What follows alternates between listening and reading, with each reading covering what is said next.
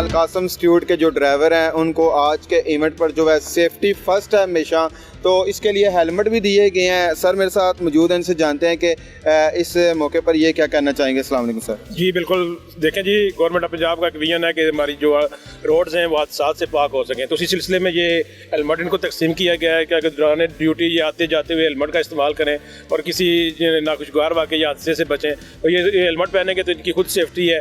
इंशाल्लाह कोशिश मज़ीद भी करेंगे कि जैसे इनको तकसीम किया गया बाकी लोगों के भी चंद दिनों में जो हेलमेट तकसीम करने वाले हैं इंशाल्लाह। जी नाज़रीन, बिल्कुल जितने भी किसी भी अदारे में काम करने वाले वर्कर हैं तो ज़िम्मेदारी है उस अदारे की कि उनकी ज़रूरियात पूरी की जाए, क्योंकि इस महंगाई के दौर में एक दूसरे के साथ इस तरह के तावन से ही उनकी जो है सेफ्टी हो सकती है, उनकी ज़िंदगी बच सकती है। क्योंकि हुकूमत पंजाब और ट्रैफिक पुलिस तो अपनी ज़िम्मेदारी निभा रही है, आपने अपनी ज़िम्मेदारी निभानी है। अल्लाह हाफ़िज़।